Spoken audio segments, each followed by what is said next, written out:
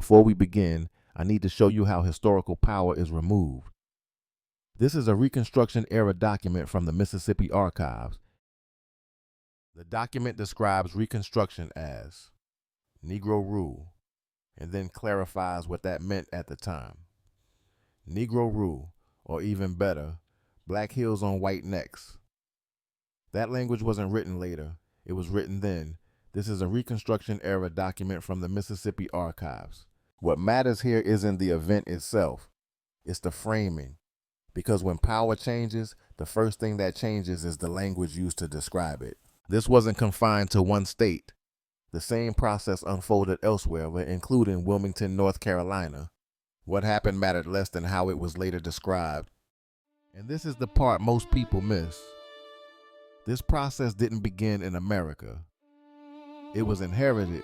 Long before Reconstruction, European records used the same descriptive logic. They describe who held power, using physical language that no longer fits the modern story.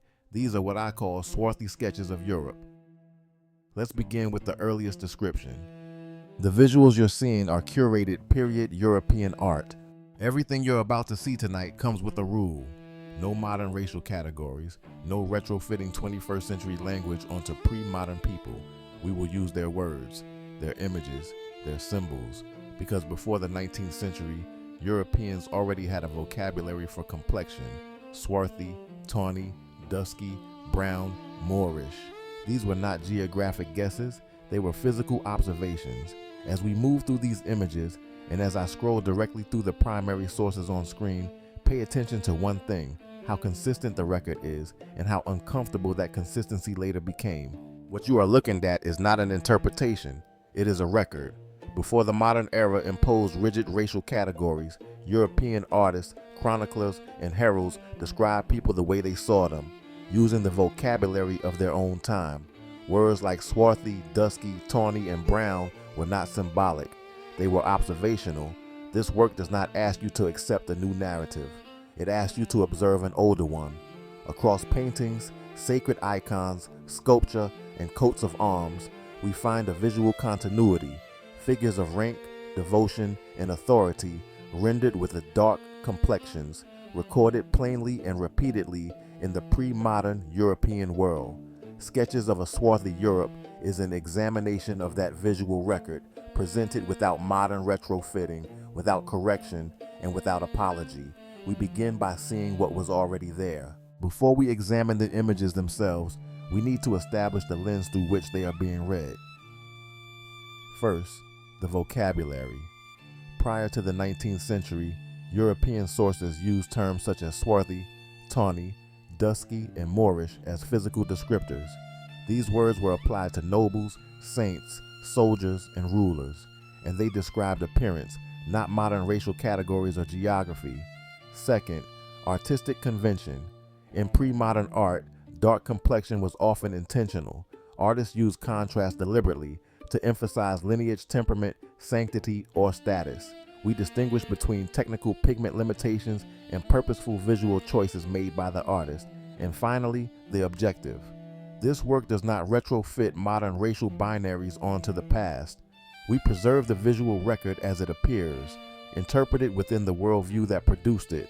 These principles allow us to read the material honestly, without correction, without dismissal, and without modern assumptions interfering with what the historical record actually shows. In the sacred visual tradition of pre-modern Europe, complexion was never incidental. These images were not casual illustrations.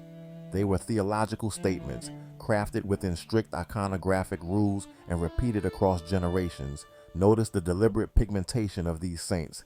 The facial features, the skin tone, the contrast against gold ground and halo are intentional. They reflect local traditions of sanctity and inherited visual language, not damage, not oxidation, and not candle soot. In the medieval mind, holiness was not exclusively color-coded as pale. Dark complexion could signify antiquity, sacred lineage, or proximity to the origins of the faith itself. These figures were meant to be seen, venerated, and recognized by their communities. Their appearance was preserved not by accident, but by tradition. In biblical scenes of the medieval period, Artists did not present a uniform cast. Instead, they depicted a multitude. Here, in scenes such as the entry into Jerusalem, disciples and followers appear with varied complexions, dusky, tawny, and dark, rendered side by side within the same composition. This was not inconsistency, it was intentional differentiation. The artist employs a spectrum of browns to distinguish the crowd, preserving the Near Eastern setting of the narrative rather than translating it into a later European ideal. What we see is not a reflexive whitening of sacred history, but an earlier visual logic, one that accepted variation as part of the biblical world. The crowd is not symbolic, it is observational. In the celestial order of pre-modern Europe, darkness was not incompatible with divinity. From the angelic hosts to the apostles, sacred hierarchies routinely included figures of dark countenance, placed not at the margins, but at the center of the divine structure. In Trinity icons such as this, observe the central figures and the surrounding seraphim rendered with deep swarthy pigmentation. These choices follow established iconographic conventions, not artistic deviation. Here, darkness does not signal distance from holiness. It coexists with it. These images challenge a later assumption that light complexion equates to divine favor. In the medieval visual language, darkness could represent antiquity, authority, and the ultimate mystery of the sacred. The hierarchy is intact. The theology is intact. What changes is only the modern expectation brought to the image. In the sacred and royal imagination of pre-modern Europe, authority was not imagined as recent or regional.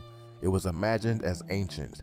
Prophets and monarchs of the Old Testament were frequently depicted as swarthy, an intentional visual choice emphasizing deep antiquity and universal lineage rather than local identity. Notice the care with which these figures are rendered. The scroll, symbol of prophecy and law, is treated with reverence. The crown, the garments, and the gold ground signify sovereignty and divine sanction. The complexion is given the same precision and intention as every other element in the image. It is not incidental, it is integral. These are not marginal figures. They are presented as patriarchs, foundational, authoritative, and central to the sacred history being told. In European visual tradition, the figure of the Black Magus, often identified as Balthazar, was not peripheral. He was essential. Far from being portrayed as subordinate, these figures occupy a central space of reverence within the composition. They are rendered with care, dignity, and unmistakable authority. Observe the attire: gold armor, intricate embroidery, pearl earrings. The artist uses dark complexion not to diminish, but to heighten contrast, setting flesh against gold to create an image of opulence and power. This is not a figure tolerated at the margins. This is a figure invited into the heart of the sacred moment. Status here is not implied, it is declared. At a certain point, symbolism gives way to portraiture. Here, we are no longer looking at allegory. We are looking at an individual. The physiognomy is specific. The facial structure, the texture of the hair, the modeling of the skin. Each detail suggests careful observation rather than generalized type. This is not a generic figure labeled for meaning. It is a likeness, rendered with the intent to preserve identity and status. The chain, the garments, the setting all signal rank, but it is the face that confirms it. This is not a symbolic Moor. This is a man, recognized, recorded, and presented as noble. Paint can fade. Canvas can be restored, but stone was meant to endure. When identity was carved into monuments, tombs, and architectural reliefs, artists relied not on pigment but on form, hair texture, profile, facial structure. In sculptural works such as this, what we are seeing is not surface color, but intention embedded into the material itself. These features were carved so that identity would remain visible even when paint was lost to time. In other words, swarthy depiction was not an accident of aging. It was designed to survive it. Stone does not revise itself. It preserves what the period chose to remember. In secular courtly scenes, complexion functions as part of composition. Artists use contrast deliberately, not to marginalize, but to differentiate roles, movement, and presence within the narrative. Notice how the swarthy figures are dressed in the fashion of the day, engaged in dynamic interaction, and positioned within the action of the scene. They are not relegated to the margins. These figures participate fully in courtly life, as attendants, courtiers, and companions, distinguished by attire, posture, and the artist's careful attention to skin tone. Here, complexion is neither exotic nor symbolic. It is conventional. It reflects a visual world in which variation was expected, recorded, and understood, long before later conventions taught viewers how not to see it. These images place swarthy figures not at a distance, but within the most personal spaces of European life. In domestic interiors and ceremonial settings, we see interaction that is familiar, unguarded, and routine. Figures converse, attend, and share proximity in ways that suggest presence, not exception.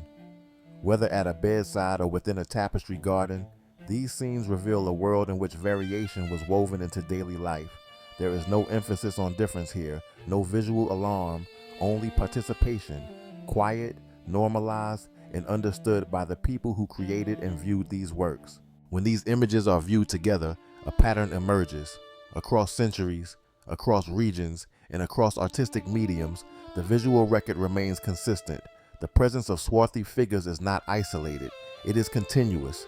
From sacred icons to courtly scenes, from heraldic symbols to carved stone, the pre-modern European eye recorded a world more visually diverse than later retellings would allow.